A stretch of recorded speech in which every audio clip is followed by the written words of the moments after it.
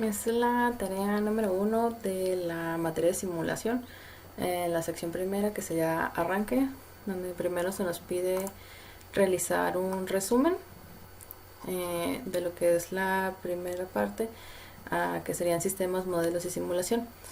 Aquí se resumieron lo que son sistemas, modelos y simulación. Tenemos el concepto de sistema, las características del sistema que van a estudiar la condición o tipo de simulación. Estos a su vez se dividen en sistemas estáticos y dinámicos, deterministas y estocráticos, y en sistemas continuos y discretos. Tenemos los tipos de modelos. Los tipos de modelos normalmente se utilizan para estudiar un sistema. La forma más inmediata sería experimentar sobre él, a excepción que contenga alguno de los siguientes motivos. Aquí nos da 4 motivos que podría ocurrir que no exista, o la presentación o lo que se presenta sea de su diseño, que sea imposible de experimentar con él al sistema real, que pueda ser económicamente inviable la experimentación sobre el sistema real, y la experimentación sobre el sistema real puede conllevar a plazos de muy dilatados. Uh, Aquí tenemos que existen también lo que son los modelos físicos, que están formados por una estructura material que tiene unas características en cuanto a objeto de estudio. Y también existen lo que son los modelos matemáticos. Ah, Tenemos que existe la necesidad de la simulación. En esto dice que se recurre a la simulación cuando un modelo matemático que se presenta en el sistema a estudiar es excesivamente complejo o inaborrable. Eh, o sea, cuando es muy complejo a tal nivel de que no puede ser resuelto por números, se tiene que llegar a la simulación para observar los resultados.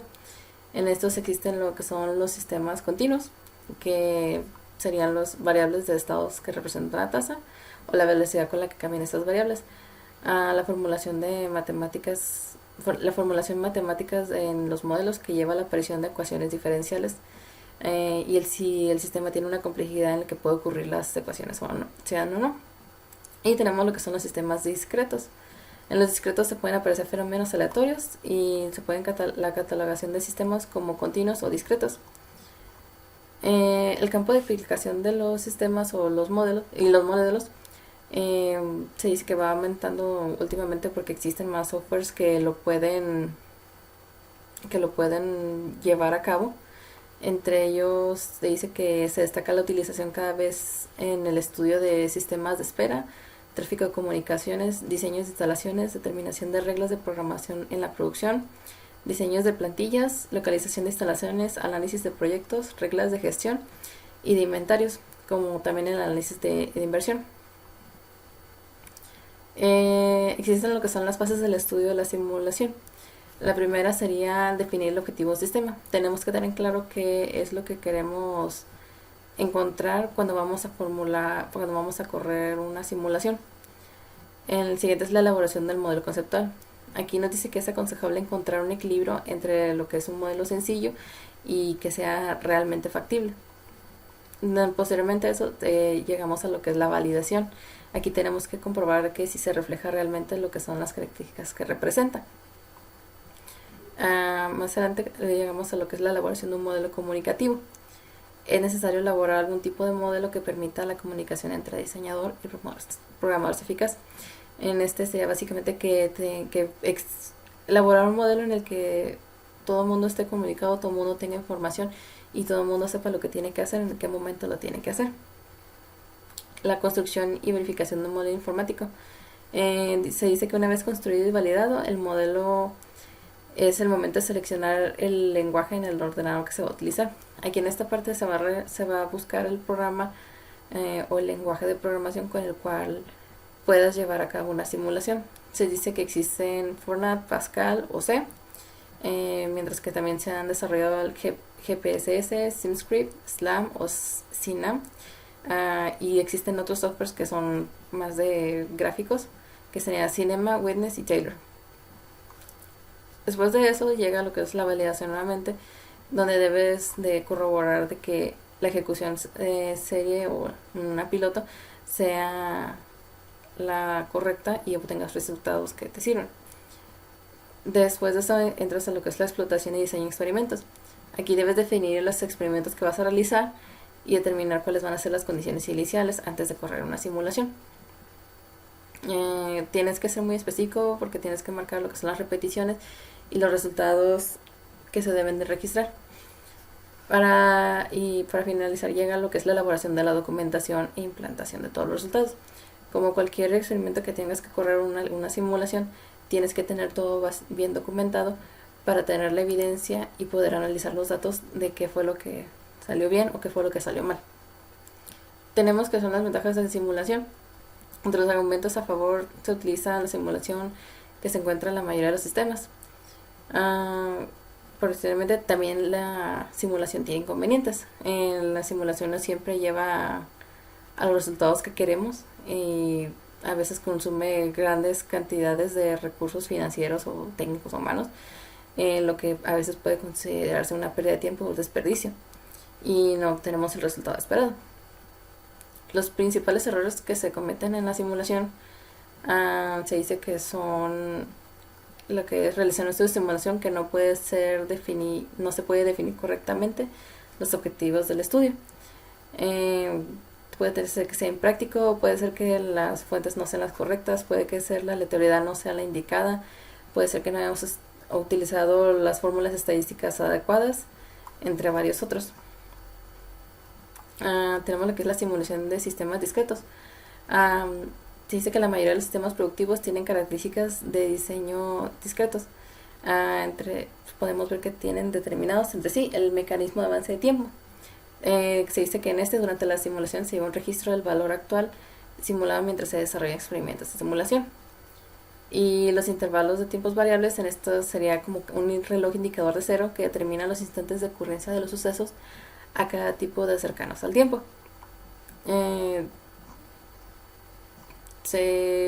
Vienen lo que son los intervalos de tiempos fijos. El reloj va a avanzar y exactamente en ciertas unidades de tiempo. Después de cada activación del reloj hay que realizar un chequeo para determinar si ha ocurrido algún suceso durante el intervalo inmediatamente al anterior. Si ha ocurrido no más de esos sucesos en dicho intervalo, se considera que ha producido el final del intervalo y el sistema se debe actualizar de acuerdo al presupuesto. Entonces, esa sería la primera sección. En la segunda, nos vamos a una presentación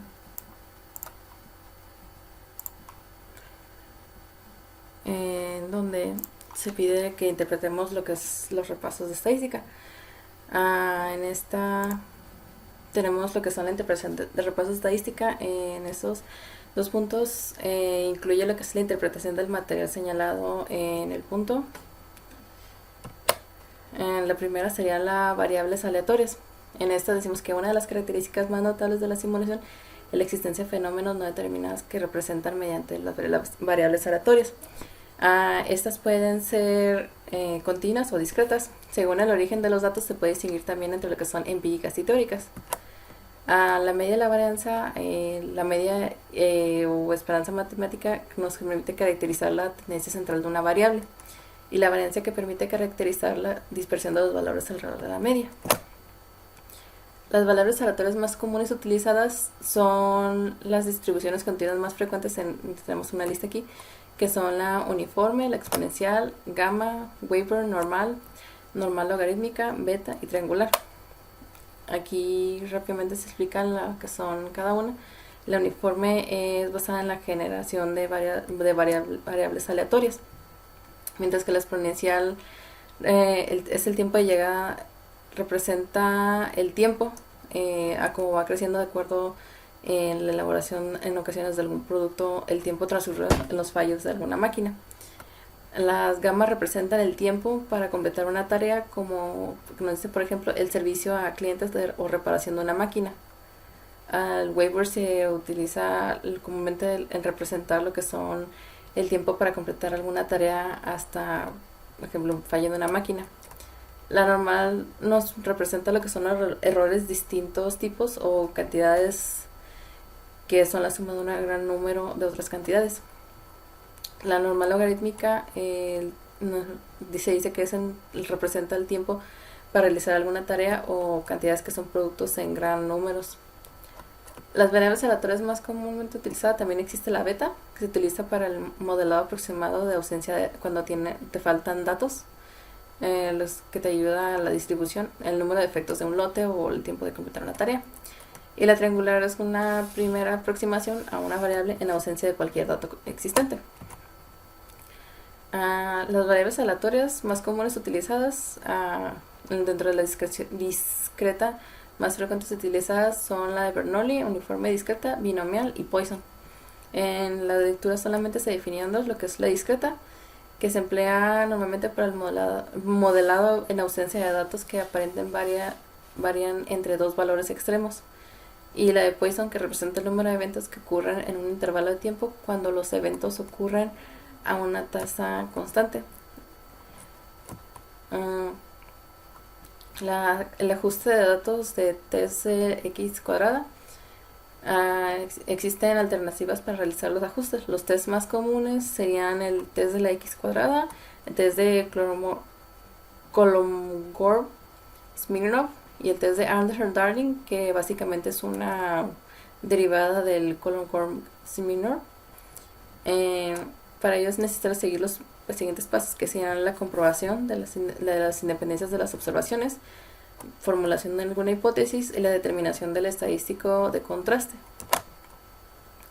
Los intervalos de confianza evidencian lo que son el cálculo de intervalos de confianza para la medida de una determinada variable de salida.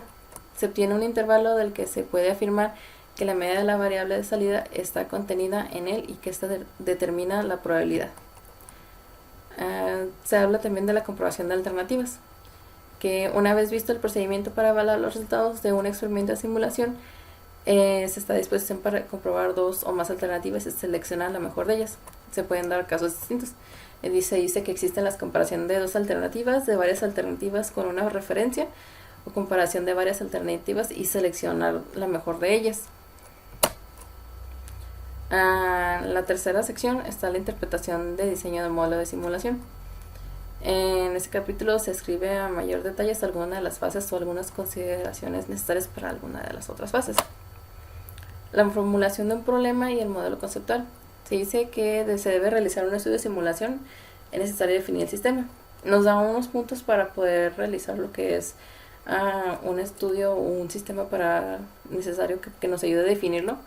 Entre ellos dice que para el nivel de detalle del modelo sea adecuado, la definición clara de los objetivos y la definición precisa del problema.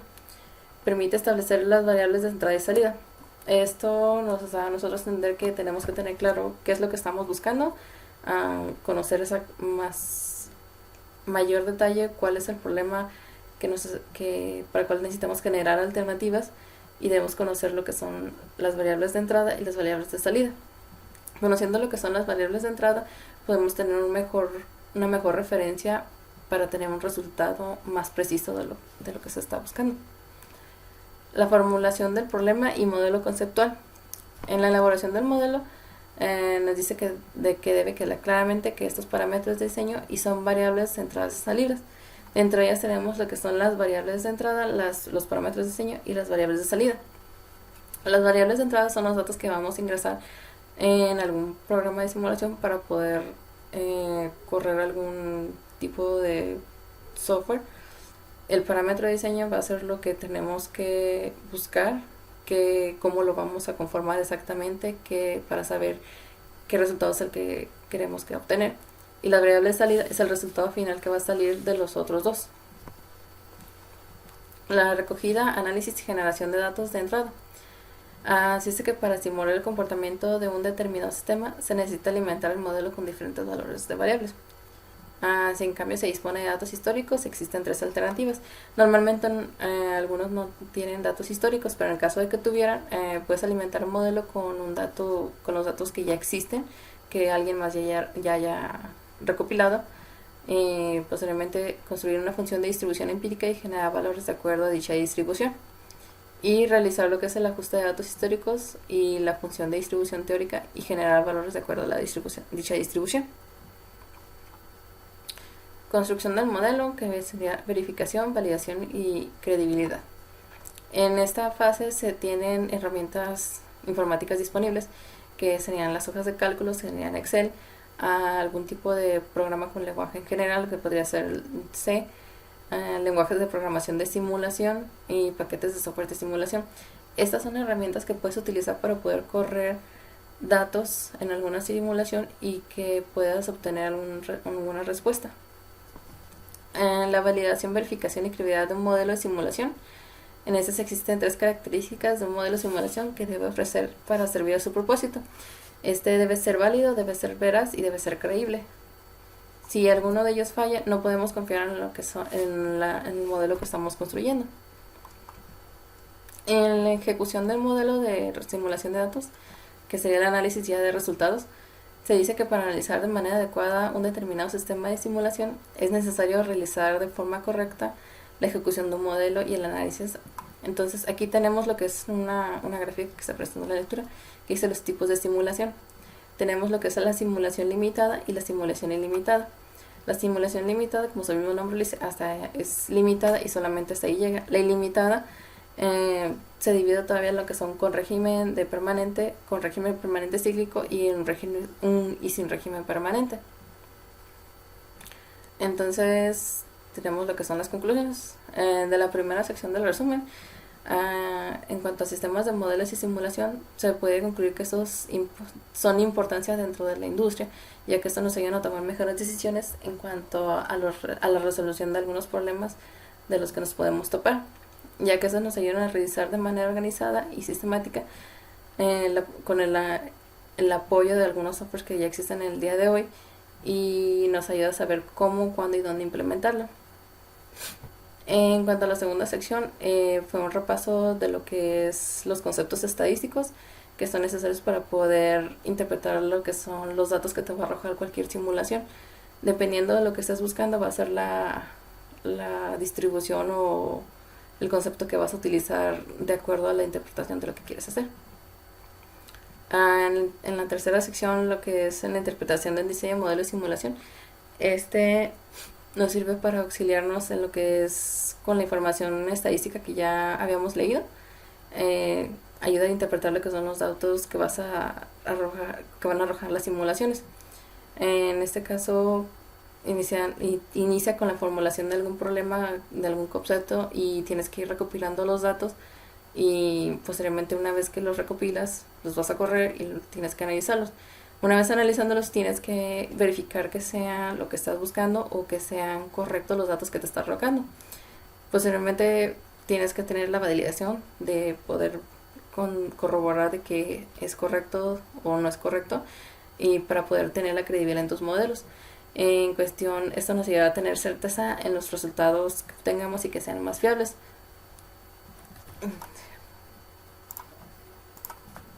Entonces, cada una de estas secciones son importantes. La primera, para conocer lo que es los modelos en sí que existen y cuándo y de dónde salieron y cómo los vamos a poder utilizar. La segunda sección nos ayuda a conocer lo que son los conceptos que algunas veces no nos quedan 100% claro, pero nos ayuda a poder dar un repaso de lo que queremos conocer o información simplemente relevante, ya que para la simulación es muy importante conocer los términos de estadística, ya que estos son esenciales para poder interpretar cualquier dato que querramos, bueno, cualquier dato que nos arroje alguno de los simuladores. Entonces,